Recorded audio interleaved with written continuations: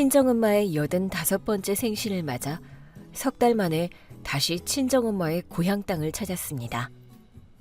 엄마는 전쟁을 온몸으로 겪은 세대였습니다.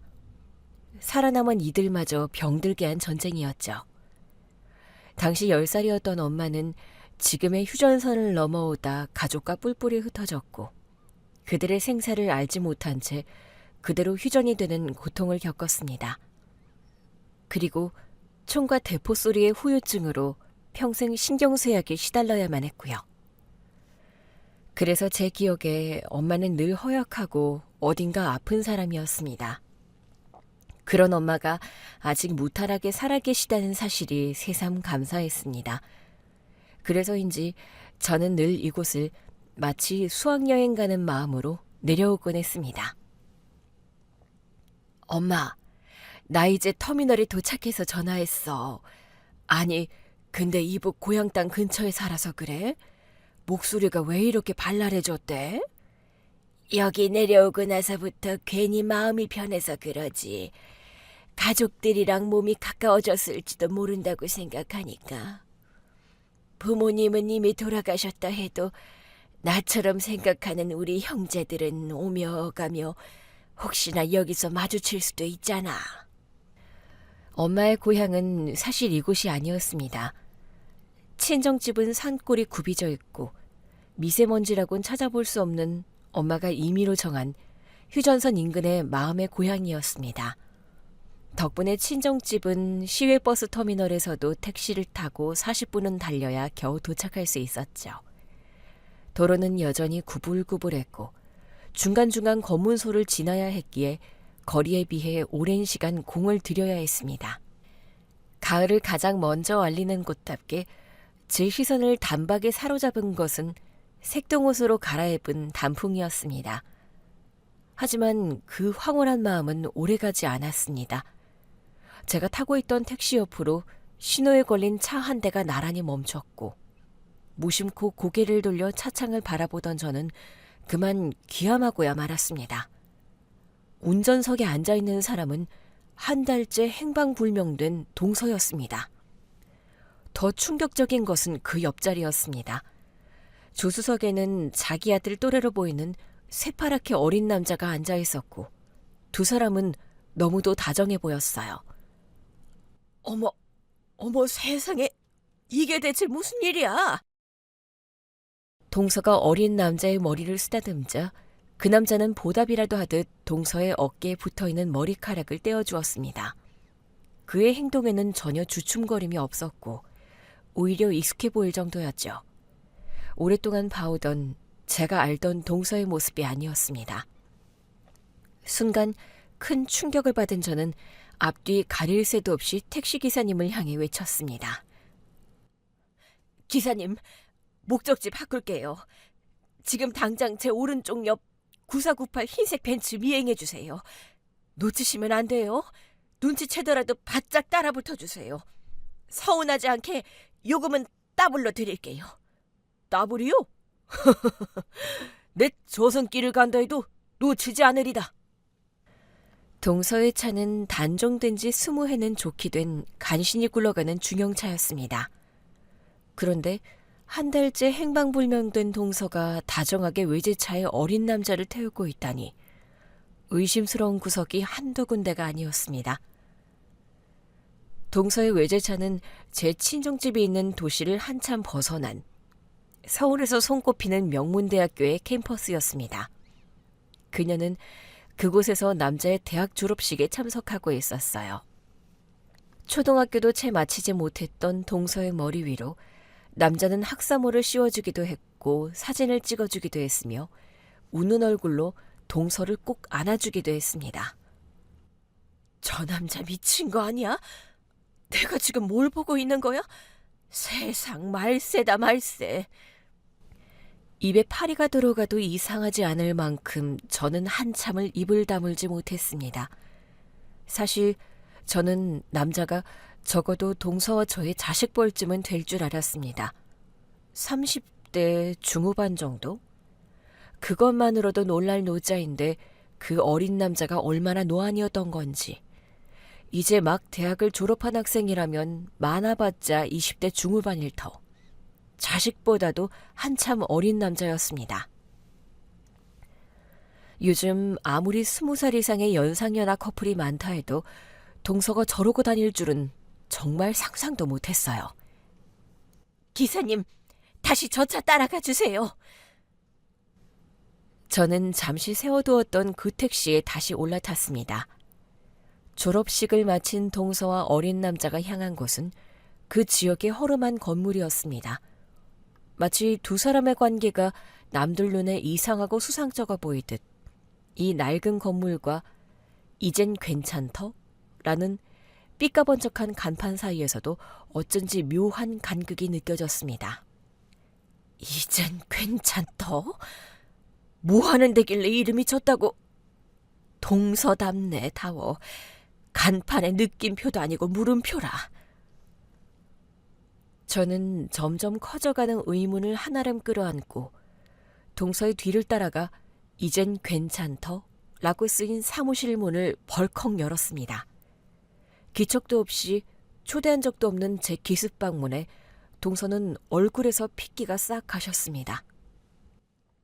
동서, 너 요즘 뭐 하고 다니느라 가족들이랑 연락도 끊고 집에도 도통 안 들어와. 형님, 여기까지는 어떻게 알고 온 거야? 때가 되면 다 말하려고 했는데. 딴 남자 생겨서 다 내팽개치고 여기서 이러고 사는 거야? 그것도 어제 태어난 것 같은 저 어린 남자랑? 제가 계속 쏘아붙여도 동서는 쭈뼛거리기만 할 뿐 입을 열지 않았습니다. 참다 못한 그 남자가 동서의 편을 들고 나섰습니다. 그쪽은 누구신데 우리 엄마 보자마자 행패세요? 엄마가 많이 놀라신 것 같으니까 이만 나가주시겠어요? 어린 남자의 말은 가히 충격적이었습니다. 동서에게 숨겨둔 아들이 있었다니. 동서는 시동생과 아이를 갖지 않아 자식이 분명 없는데 이게 대체 무슨 일이란 말입니까? 내연관계보다 핏줄이라는 말이 더 놀라웠습니다. 정기연, 너 대체 뭐야? 언제부터야? 자식 낳기 싫다며. 그런데 이 애송이는 대체 언제 낳은 거야? 씨뿌리 남자는 누구냐고. 너 말 잘하잖아. 입 있으면 말해봐. 어서. 동서에게 몇십 년 동안 속았다고 생각하니 큰 배신감이 몰려왔습니다. 동서와 저는 가족이기도 했지만 어린 시절 공장에서 함께 일하며 친하게 지낸 베스트 프렌드이기도 했기에 말로는 설명할 수 없는 복잡한 감정이 한꺼번에 밀려왔습니다. 북받쳤습니다. 까딱하다간 이 자리에서 그대로 졸도할 것 같다는 생각까지 들었습니다. 현실아, 너 괜찮아? 안색이 너무 안 좋아. 안 괜찮으니까 엄한 사람 잡지 말고 빨리 말해. 너 뭐야? 동서는 파리해진 트낮빛을 보고 그제야 체념한 듯 입을 열기 시작했습니다. 그게 사실은 너도 잘 알 거야. 내가 그동안 어떻게 살아왔는지. 네, 동서의 말대로 저는 그녀의 삶을 가장 가까이에서 오랜 시간 지켜봐온 사람이라고 해도 과언이 아니었습니다. 동서는 일평생 가장 밑바닥의 노동계급에 속해 있었습니다. 어린 시절 같은 공장에서 일했지만 저는 동서와 조금은 다른 삶을 살았어요. 똑똑한 자식이 셋이나 있었으니까요. 어려운 형편 속에서도 뼈 빠지게 자식들을 공부시켰고 자식들의 사회적 지위가 올라가면서 남편과 저는 자연스럽게 노동계급에서 벗어날 수 있었습니다. 아들, 딸의 직업이 판사, 의사, 교수였거든요. 하지만 남편을 30살 간 넘긴 나이에 여의고 자식도 없던 동서는 끝내 그 계급을 벗어나지 못했습니다. 제가 처음 그녀를 만난 것은 한강이 꽁꽁 얼어붙은 계절이었습니다. 하얀 눈뭉치가 허공을 자유롭게 떠돌고 가로눈이 흩날리던 1976년. 동서와 저는 고작 13살이었습니다.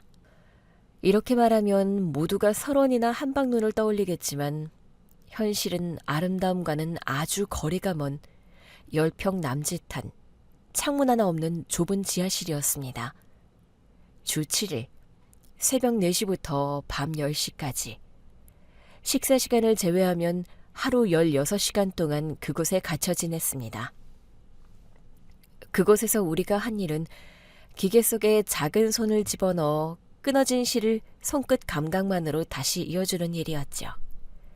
동서와 저는 방직공장 공순이 언니들의 시다였습니다. 오연씨, 기계에 손 넣었을 때 졸지 마. 손 빨리 안 떼면 그대로 절단나. 네, 언니. 죄송해요. 빨리 적응할게요. 16살의 공순이, 영자 언니가 그렇게 말했습니다. 저는 집이 찢어질 듯 가난해서 초등학교도 채 마치지 못한 채 일을 시작해야 했습니다. 서울에 살았지만 아픈 엄마가 있었고 제 밑으로 여동생도 셋이나 있었습니다. 아빠가 심장마비로 갑자기 세상을 떠나면서 가세가 급격히 기울었고 저는 어쩔 수 없이 학교를 중퇴한 뒤 울면서 이곳 방직공장 공순이 언니들의 시다로 일을 시작했습니다. 그래도 현실이 오늘이 이틀째지? 너 재능 있어. 여기서 6달 일한 애들이랑 속도가 비슷하대도.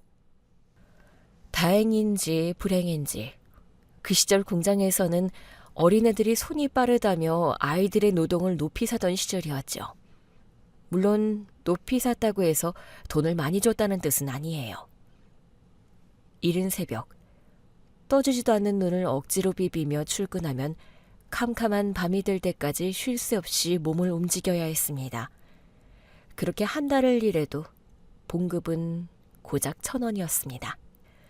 그때를 떠올리면 늘 너무 졸렸고 고단했으며 내성적이었던 저는 낯선 환경에 적응하느라 하루 종일 긴장한 채 버텨야 했습니다.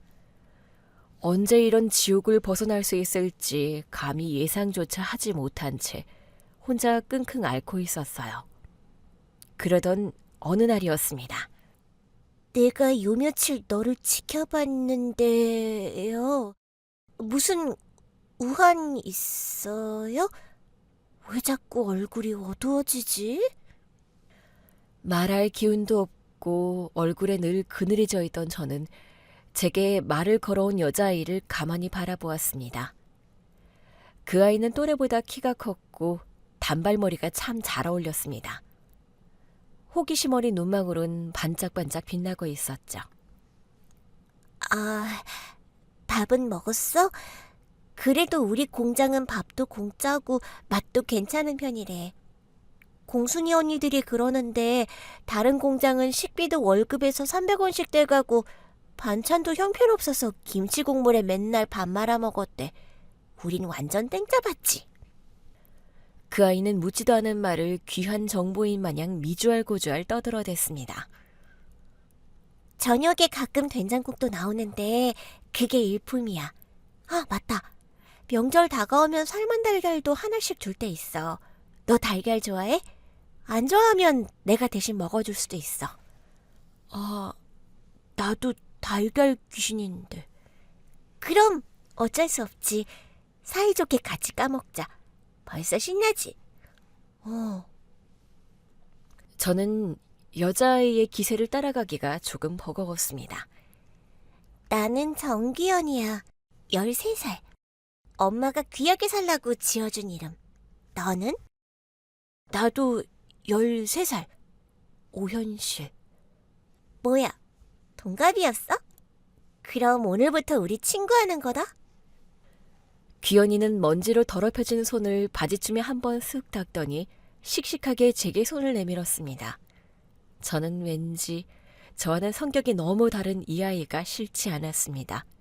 그래서 웃으며 귀연이의 손을 마주 잡았습니다. 우리는 그날 이후 공장에서 껌딱지처럼 늘 붙어 다녔습니다. 너는 가족관계가 어떻게 돼? 엄마랑 여동생 3명이랑 같이 살아. 아빠는? 얼마 전에 돌아가셨어. 귀연이는 저에게 틈만 나면 질문 폭격을 퍼부었습니다. 묻지도 않은 말을 자유자재로 늘어놓는 건 덤이었고요. 나는 형제자매도 없는 고아야. 엄마는 하룻밤새 돌아가셨는데 이유는 몰라. 아빠는 태어나서 본 적도 없고. 그래서 고향 오라버니까 서울로 상경한다길래 냅다 쫓아왔어. 비밀인데 내가 그 오빠 좋아하거든? 찬이 오빠가 얼마나 잘생겼는지 넌 모르지? 오빠 보고 흑심 품으면 절교야? 내가 침 발라놨지롱. 찬이 오빠가 얼마나 잘생겼는지는 몰랐지만 귀연이의 마음은 금세 알아챘습니다. 투명한 그녀의 순수한 마음은 말과 표정에서 그대로 드러났거든요. 공장 사람들의 구박에도 마찬가지였습니다. 정귀연, 너는 왜 심부름만 갔다면 하뭉차사야? 허구한 날 동네 애들이랑 노가리 까다 오지? 일이 하기 싫은 거면 말해. 너 한 명 없어도 공장 들어올 애들 수두룩 빽빽해. 한 번만 더 딴짓하면 봉급도 반 깎고 잘리는 줄 알아. 알아들었어? 안 돼요. 제 봉급은 소중하니까요. 애들이랑 노가리 까다 온 게 아니에요. 제가 지나가기만 해도 애들이 자꾸 말을 걸어오는 통에 오는 길이 조금 지지된 것뿐이에요. 진짜예요. 제가 밥은 좀 많이 먹지만 일은 되게 열심히 하는 거 공장장님도 아시죠? 밥을 좀만 먹으라고 하시면 그렇게 할게요. 그러니까 제발 절 내쫓지 말아주세요. 여기서 나가면 당장 갈 곳도 잘 곳도 없단 말이에요. 아시면서. 귀연이의 솔직한 독백과 밥을 조금만 먹겠다는 엉뚱한 딜에 공장장도 결국 귀연이를 이기지 못하고 피식 웃었습니다. 그는 귀연이의 볼을 세게 꼬집으며 말했습니다. 에휴, 이번 한 번만 봐주는 줄 알아. 얼른 가서 일해. 아싸. 네. 전 여기가 너무 좋아요. 동서는 외동딸에다 천의 고아였지만 제 머리로는 도저히 이해할 수 없을 만큼 세상을 긍정적으로 바라보는 아이였습니다. 제가 먼저 귀연이에게 말을 걸었던 건 아마 그때가 처음이었을 거예요. 귀연아, 근데 너는 매사가 그렇게 즐겁니? 이런 상황이 힘들고 어떨 땐 원망스럽거나 하진 않아? 난 그래. 귀연이는 도대체 무슨 생각으로 저렇게 해맑은지 정말 궁금했거든요. 아니, 난 그렇게 생각 안 해. 나도 한때는 너무 서럽고 매일 불평하던 시절이 잠깐 있었어. 근데 그렇게 생각하기 시작하니까 끝이 없더라. 아침에 눈을 뜨는데 살고 싶은 마음이 하나도 안 생기는 거 있지? 그래서 속는 셈 치고 생각을 바꿔봤어. 생각 바꾸는 건 1초 만에 할 수 있고 돈도 안 들잖아. 이 상황도 100점짜리는 아니지만 그래도 대충 행복하다고 생각하니 진짜 세상이 그렇게 보이더라. 공장에서 돈을 벌 수 있다는 그 자체만으로도 행복해졌어. 밥도 공짜. 사람 마음이란 참 신기해. 그러니까 너도 생각을 조금만 느슨하게 해봐. 그때는 귀연이의 말을 잘 이해하지 못했습니다. 지금 돌이켜보면 그 어린 나이의 귀연이는 생각을 바꾸면 세상도 달라진다는 것과 일에서 번 돈이 세상에서 가장 확실한 위로라는 걸 이미 알고 있었던 것 같습니다. 그래서 내 손으로 번 돈의 성취감을 고작 13살의 나이에 이미 깨달았던 거죠. 그 작은 손에 쥐어진 1,000원은 너무 값지고 귀했습니다. 오늘 일하지 않으면 밥을 굶는다는 자각이 그 고사리 같은 손을 새벽 4시부터 움직이게 했던 거예요. 쉬는 날 없이 일주일 내내 시다로 일해도 공순이 언니들 봉급의 4분의 1 정도밖에 못 받는데도 4분의 1이나 받을 수 있다고 생각해봐. 얼마나 뿌듯해?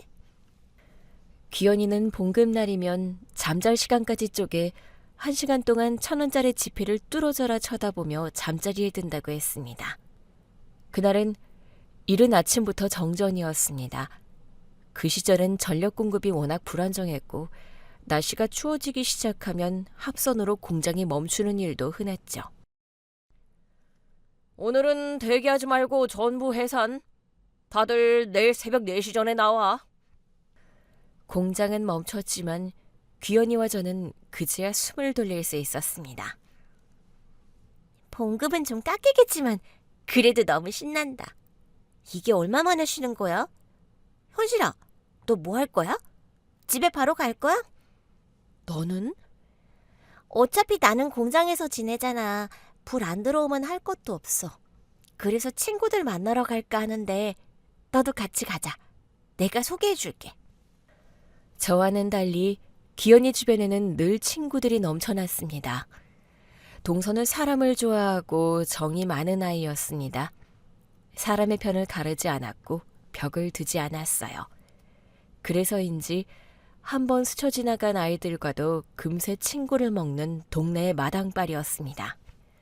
귀연이는 옆에 있던 순실이에게도 말을 붙였습니다. 순실아, 너도 갈래? 순실이도 우리와 같은 공장에서 일하던 동갑내기 시다였습니다. 미안. 내가 기침이 심해서 같이 못 갈 것 같아. 몸 좀 나으면 그때 같이 가도 되지? 당연하지. 꼭 나와서 같이 노는 거다? 근데 순실아, 너 괜찮아? 식은땀이 너무 나는 것 같은데. 집에 데려다 줄게. 어서 가자. 귀연이와 저는 양쪽에서 순실이를 부축했습니다. 순실이는 이동하는 내내 3초에 4-5번이 넘는 깊은 기침을 내뱉었습니다. 순실아, 너 어디가 아픈 거야? 시간도 없고 돈도 없어서 병원에 못 가봐서 왜 그런지는 나도 잘 몰라. 계속 기침이 나서 갈비뼈가 너무 아픈데 기침을 안 하면 가슴이 너무 쑤시고 타들어가는 느낌이 들어. 우리 아버지 말로는 폐병 같대. 순실이는 귀연이와 저보다 더 베테랑이었습니다. 그 말은 이곳 방직 공장에서 더 오래 일했다는 뜻이기도 했죠. 순실이는 12살 봄에 이곳에 들어와 일하게 된 지도 이제 거의 1년이 다 되어 간다고 했습니다. 그 말을 하는 순실이의 손가락 마디에는 실이 파고든 실밥 자국이 선명하게 남아 있었습니다. 손톱 밑에는 기름때가 늘 끼어 있었죠. 그것은 귀연이와 저도 마찬가지였습니다. 기계는 너무 빠르고 실은 너무 가늘었습니다. 그래서 기계에 손을 집어넣어 끊어진 실을 재빨리 잇다 보면 손가락에 자국이 생기고 손톱 밑에는 때가 낄 수밖에 없었습니다. 하지만 더 큰 문제는 환기되지 않은 공간에서 기계와 실이 뿜어내는 먼지였어요. 너희는 건강하지? 아무리 건강해도 여기서 너무 오래 일하진 마. 니들도 어쩔 수 없는 거겠지만 여기서 오래 일한 공순이 언니들 다 나처럼 기침하다 죽었어. 순실아, 너는 기침을 토하면서 네 몸에 있는 나쁜 기운도 다 토해낸 거야.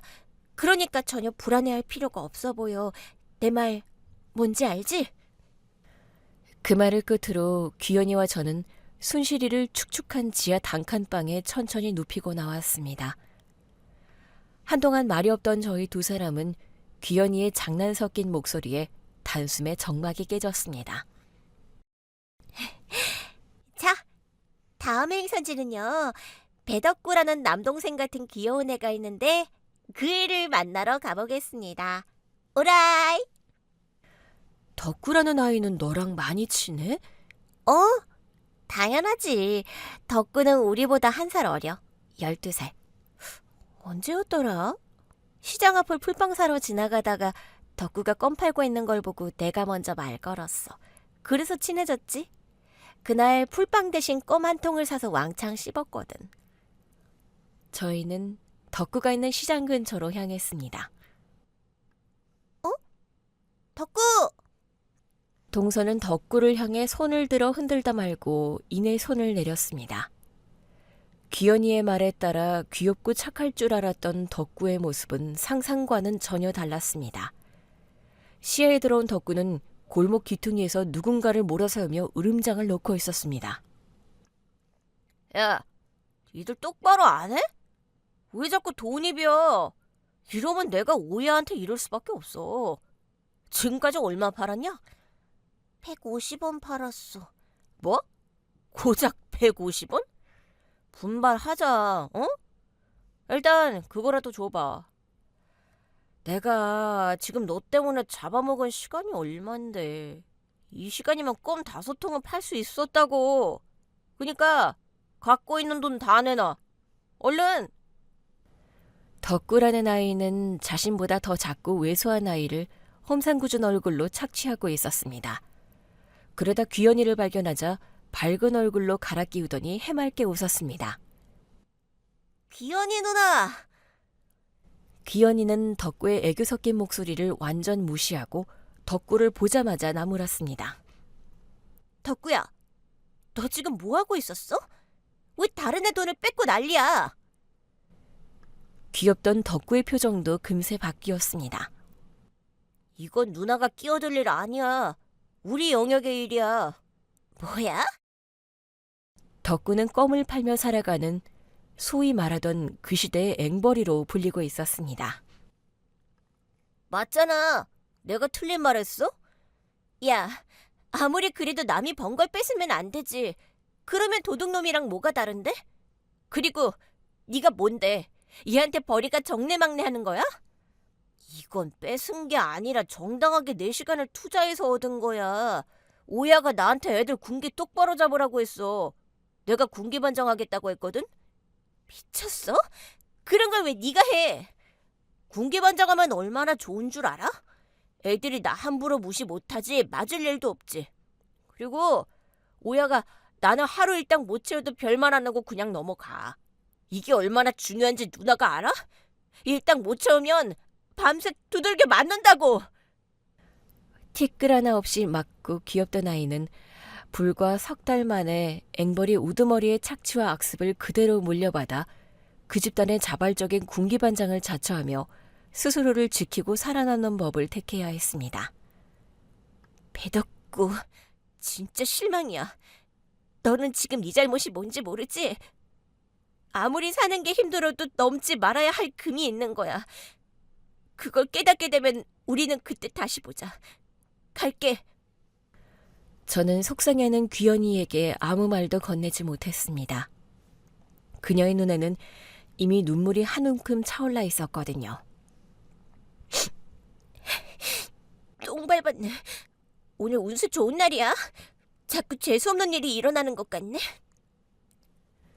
동서는 억지로 목소리를 끌어올리며 밝은 소리를 냈습니다.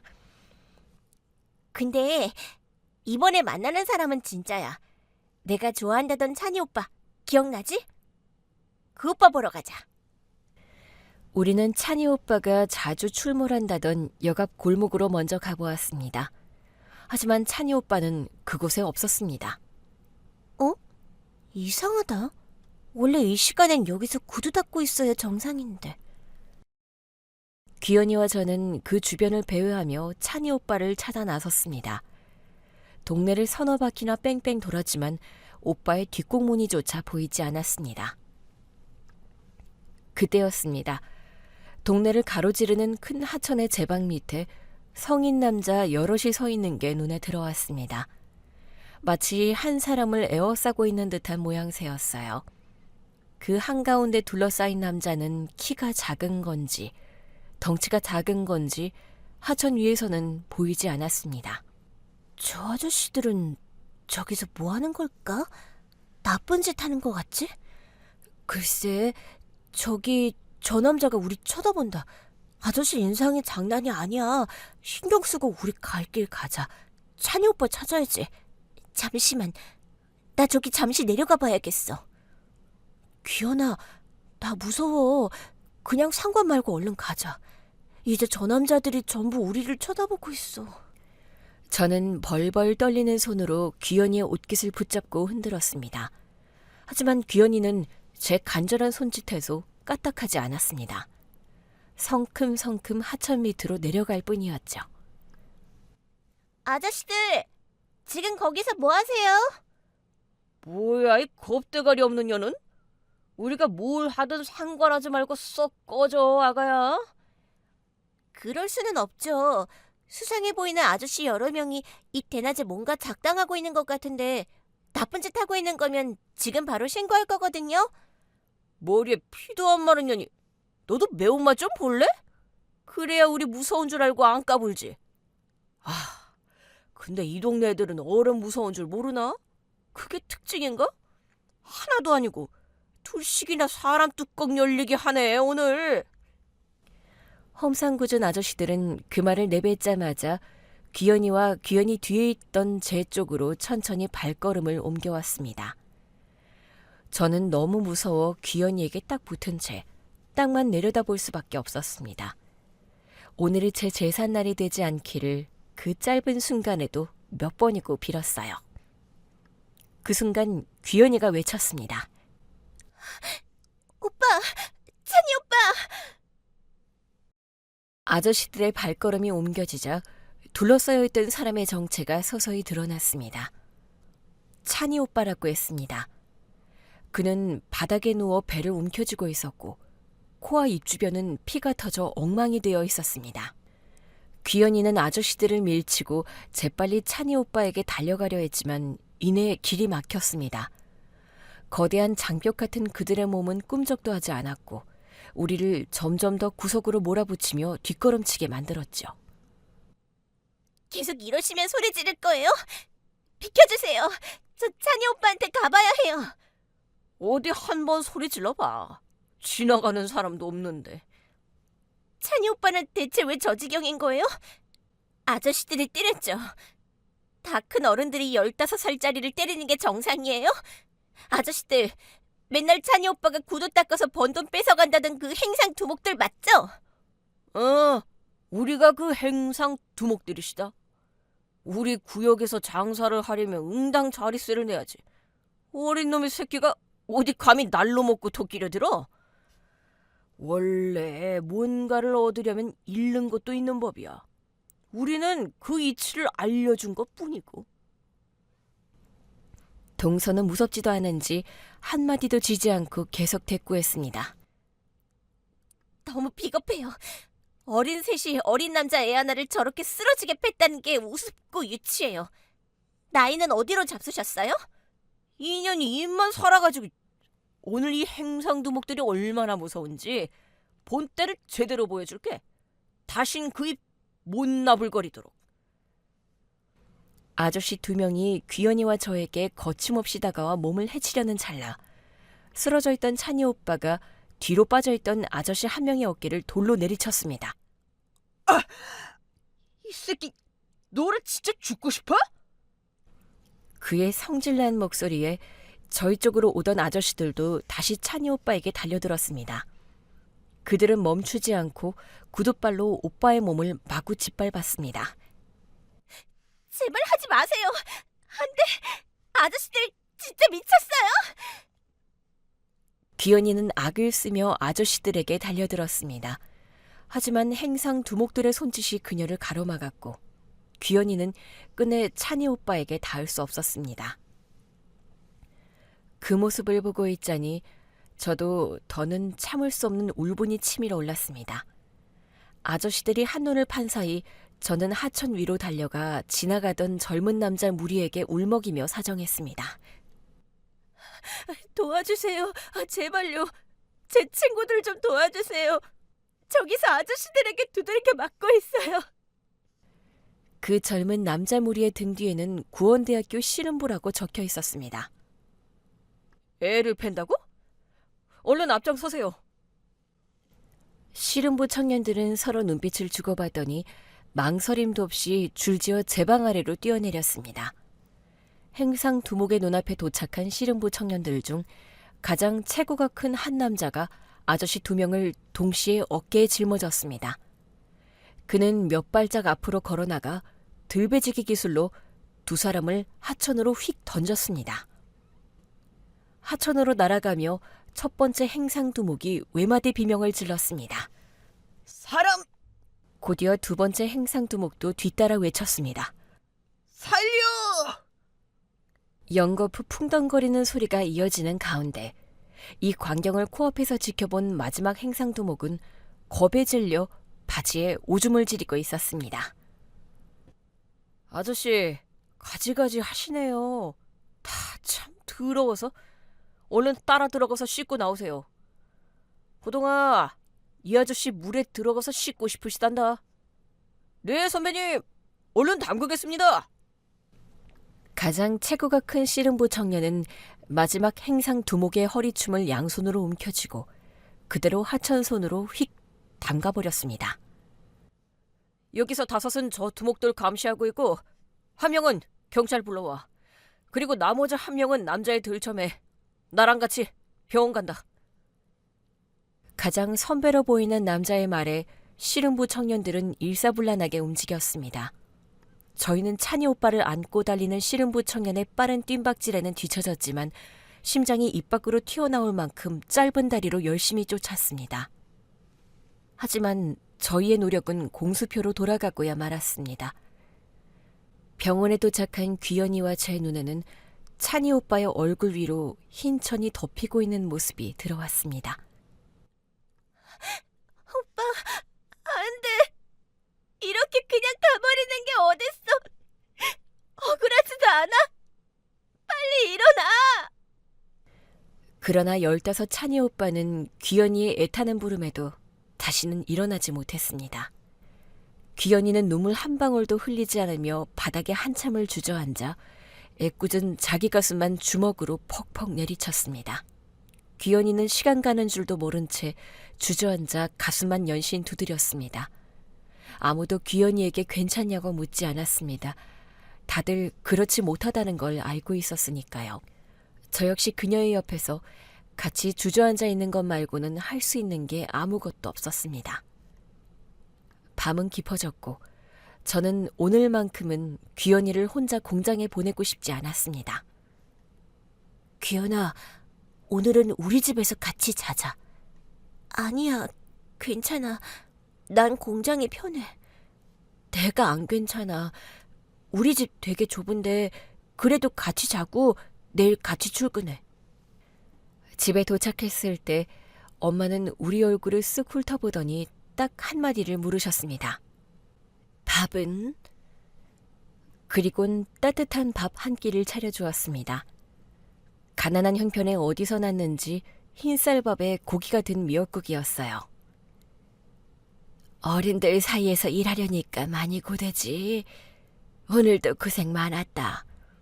나는 너희가 뜨거운 국물 한 숟갈 먹고 목구멍에 낀 먼지랑 마음속에 낀 먼지까지 다 날려버렸으면 좋겠네. 엄마의 말에 귀연이는 침착하게 입을 열었습니다. 감사합니다. 거짓말이 아니라 진짜 제가 먹어본 음식 중에 제일 따뜻하고 맛있어요. 그래서 이 와중에 밥이 또 넘어가는 게 신기해요. 그 말을 끝으로 그녀는 잠이 들기 전까지 아무런 말도 하지 않았습니다. 다음날 우리는 아무 일 없었던 듯이 출근할 수밖에 없었습니다. 어제도 정전으로 돈을 벌지 못했기에 오늘까지 일을 쉴 수는 없었어요. 세상은 무심하게도 달라진 것 하나 없이 똑같이 흘러가고 있었죠. 자, 오늘부터 순실이 대신 일할 시다다. 공장장은 아무 예고도 없이 새로운 시다를 소개했습니다. 순실이는요? 순실이가 우리 시다 중에서 일 제일 잘하는데 설마 자르신 건 아니죠? 공장장은 한참을 뜸들이다가 마침내 입을 열었습니다. 순실이는 어제 저녁에 죽었다고 연락 왔다. 그제야 귀연이는 소리내서 엉엉 울기 시작했습니다.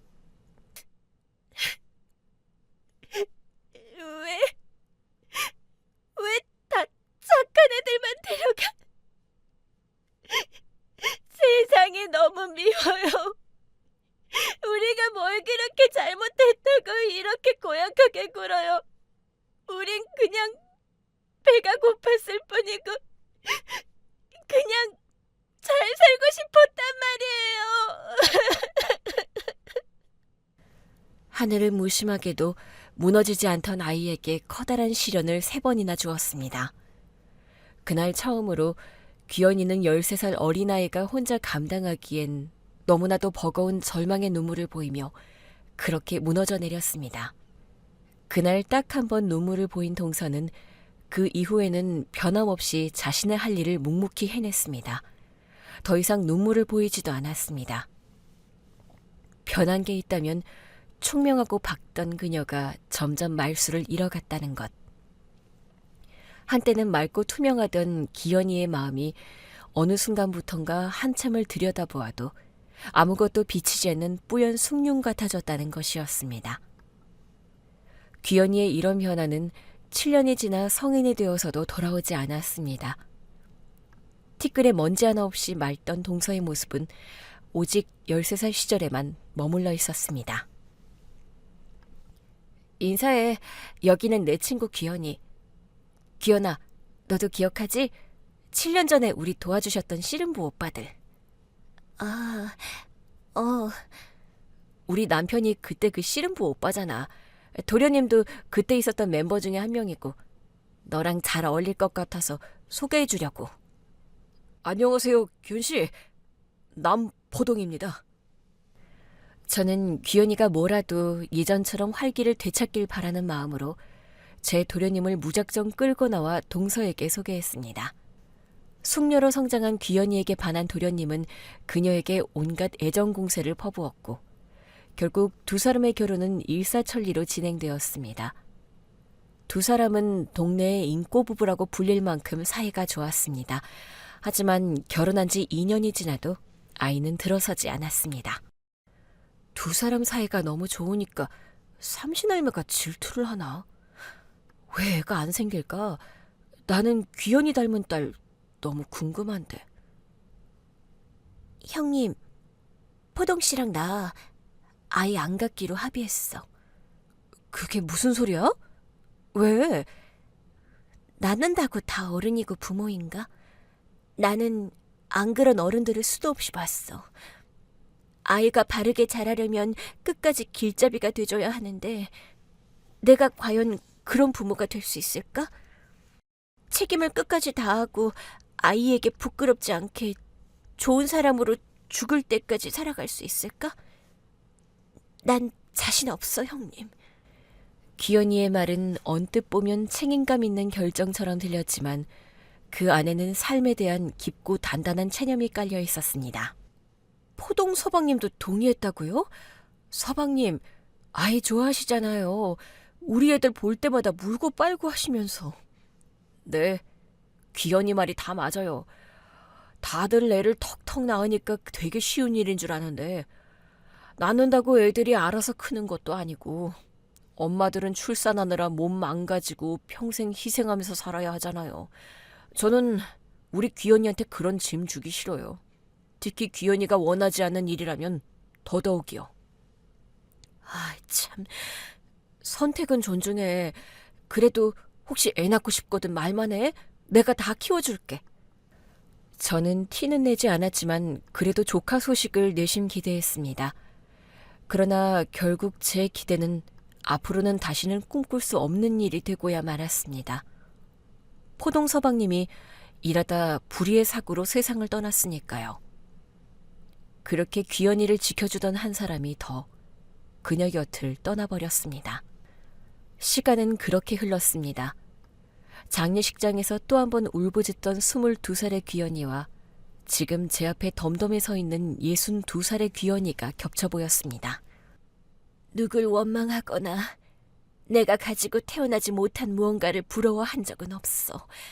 다만 무엇을 위해 어떻게 살아야 할지 지금도 계속 고민 중이지. 한 가지 확실한 건 시대가 아무리 송두리째 흔들려도 중심을 잃지 않고 서 있는 아이들에게 따뜻한 어른이 되고 싶었어. 미역국에 흰쌀밥을 뜨끈하게 지어준 형님 어머니처럼. 생각지도 못한 동서의 말에 제 눈앞에 세월을 고스란히 간직한 그녀를 멍하니 바라보았습니다. 삶에 치여 그때의 기억은 저편에 묻고 현재에 충실하기만 하면 되는 줄 알았습니다. 하지만 동서 귀연이는 달랐습니다. 이렇게 들키는 거 말고 내가 이루고 싶었던 일이 좀 더 안정적이고 자리 잡게 되면 다 말하려고 했어. 자랑하려고 했어. 내가 49년간 꿈꿔온 일을 드디어 시작하게 됐다고. 이 아이 12살 때부터 내가 돌봐온 아이야. 맞아요. 전 부모 얼굴도 모르고 10개월 때 고아원에 버려졌어요. 거기서 원장에게 5년 동안 이유 모를 폭력에 시달렸고 그 길로 도망쳐 나왔을 때 엄마를 우연히 만났어요. 그때부터 일주일에 3-4번씩 서울에서 이 먼 곳까지 찾아와 주셨죠. 8년 동안이나요. 집도 얻어주셨고 제가 자립할 수 있게 경제적인 부분도 전적으로 책임지셨어요. 위험하다고 같이 살자고 했는데 거절한 건 제 쪽이에요. 전 세상에 하나밖에 없는 귀한 우리 엄마를 만나 지금까지 살아있다고 생각해요. 동서는 어린 나이에 방황하며 삶의 이정표를 제대로 읽지 못하는 아이를 남몰래 돕고 있었던 것이었습니다. 그 어린 남자는 동서가 혼자 만든 장학재단의 첫 장학생이었고 그녀는 부모 노릇까지 대신하고 있었습니다. 아들을 처음 만나게 해준 동네니까 이곳에 사무실을 차리고 싶더라고. 그래서 1달 전쯤부터 여기 내려와서 사무실 차리고 혼자 분주하게 지내다 보니 연락할 정신이 없었어. 미안해. 많이 걱정했어? 그걸 말이라고 해? 당연히 걱정하지. 차는 여기 내려와서 바꾼 거야? 기집애, 너는 나한테 왜 이렇게 비밀이 많아? 무슨 차? 아, 벤츠. 아들 기 살려주려고 오늘만 렌트한 거야. 내 구닥다리 차는 오랜만에 주차장에서 잘 쉬고 있을걸. 또 나한테 더 말해줄 거 없어? 있지, 많지. 나 사실 13살 때부터 지금까지 우리 같이 일했던 방직 공장에서의 기억을 한 번도 잊지 않았어. 뭐 그게 좋은 기억이라고 그걸 아직도 가슴에 품고 살아. 산 사람은 살아야지. 잘 살아야지. 그걸 잊어야 귀연이 네가 살지. 어떻게 잊겠어. 공장에서 같이 일하던 친구는 13세 직업병으로 죽어나가지. 아끼던 귀여운 동생은 12에 애들 잡는 폭력이 앞잡이 되어 있지. 좋아하던 오빠이자 고향에서 같이 상경한 내 정신적 지주는 15살의 행상 두목에게 맞아 죽었지. 76년 그 겨울을 내가 어떻게 잊겠어? 귀연이 말이 다 옳았습니다. 어린 시절에 그걸 감당할 수 있는 나이가 몇이나 될까요? 그것도 꿋꿋하게.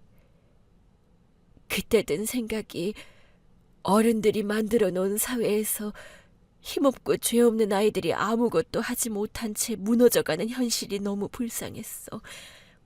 그래서 세상에서 그 누구도 나를 책임지지 않는다고 느끼는 아이가 있으면 내가 나서서 책임지고 싶었어. 어쩐지 동서는 남편 상을 치른 그 다음 날 바로 일하러 나갔습니다.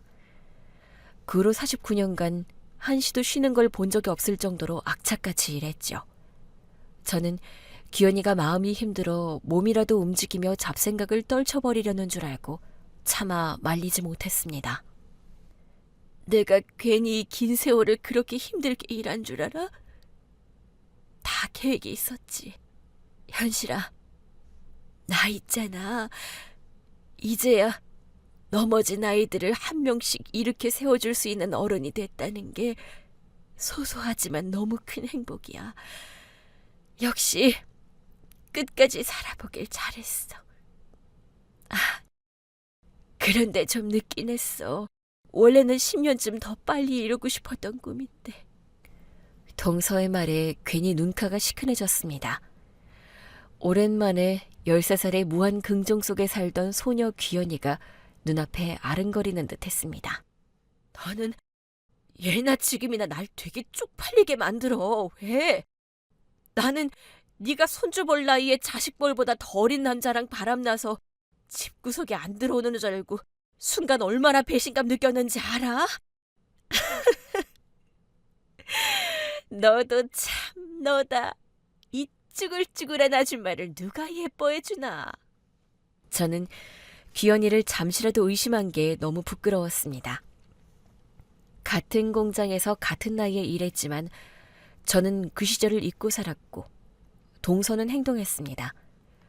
요즘 개천에서 용나는 시대는 이제 끝났다고들 하지만 그래도 개천에서 굴러 떨어지려는 순간 손 내밀어주는 귀연이 같은 어른이 아직 남아있어서 다행이라고 생각했습니다. 저를 포함한 이 시대의 꼰대들은 말합니다. 근데 말이야, 요즘 애들 정신 상태가 좀... 그래도 밥은 안 굶잖아. 먹을 게 얼마나 많아? 그러니까 조금만 더 열심히 살아주면 좀 좋아? 나 때는 밥 굶는 게 일상이었는데. 동서는 고개를 절레절레 저으며 말했습니다. 너는 오늘부터 옥꼰대야. 뭐야, 너 말 다 했냐? 그래도 우리는 찢어지게 가난했지만 돈 모아서 살림을 조금씩 늘려가는 재미라도 있었지. 네가 말한 요즘 애들은 돈 때문에 인생에서 제일 값진 연애, 결혼, 출산 다 포기하고 스스로를 고립시키며 살아간다는 거 알고는 계시는지. 너는 네 자식들이 돈 많아서 모르지? 손자들도 조기 교육에 영어 유치원 다 다니고. 그런가? 그렇네. 요즘 애들 정신상태 어쩌고 저쩌고 한 거 취소. 나는 죽을 때까지 정귀연 너 못 이겨. 대단해.